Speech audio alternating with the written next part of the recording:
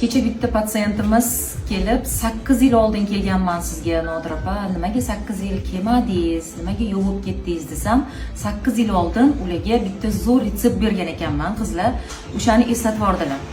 Va как раз menga bugun mana shu сообщение keldi. Mana qoldiribman sizlarga, muammolarimni ko'ryapsizlar, o'qib chiqinglar. Butun muammolarni hal qiladigan narsa o'rgating deganlar. Kechagi patsientimni o'sha menga eslatgan maskasi esimga tushib ketdi. Demak, sizlar ham bu maskani qilsanglar, 8 yilda bir kelar ekansizlar kosmetologga yoki umuman kelmaysizlar.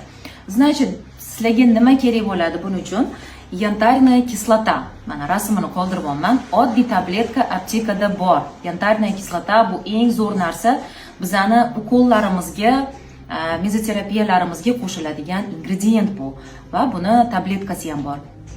Demak, bitta tabletkani ochib, bitta idishda ustiga jajaba yog'i yoki vitamin yog'idan solib, oldin maydalab olasizlar tabletkani, uni ustiga yog', vitamini jajaba yog'ini solib, ozgina bir 5 daqiqa qo'yasizlar. U erib birikishi kerak. Aralashtirib olasizlar-da, keyin bu yoqda glina, belaya glina, голубая glina farqi yo'q. Glinaga, 2 choy qoshiq glinaga bu tayyor o'sha yantarniy kislota, yog'li yantarniy kislotani solasizlar. Uni ustiga agar yuzinglarni oqartirmoqchi bo'lsanglar, bitta askorbinka tabletkasini ham maydalab sovoringlar. Uni ichiga birikishi uchun, aralashishi uchun ozgina qaynab sovigan suv solasizlar.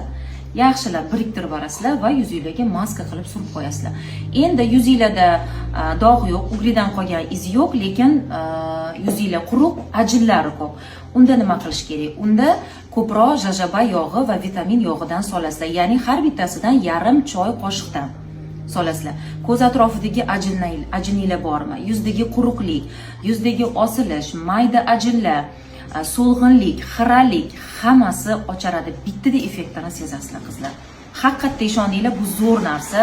Buni hali bilmadim endi, kimdir gapirgan, gapirmagan bilmayman, no kecha o'sha patsientim esimga tushirdilar. 8 yildan beri mana shu maskani ishlatar ekanlar shu patsientim. Tasavvur qilinglar, yoshlari 48 yoshda, demak 40 yoshda kelgan ekanlar. 48 yoshda yuzlarida unaqa katta muammo yo'q. Bitta chiska qildirishga kelibdilar. Yuzlari oppoq, silliq, namlangan, ajinlari yo'q.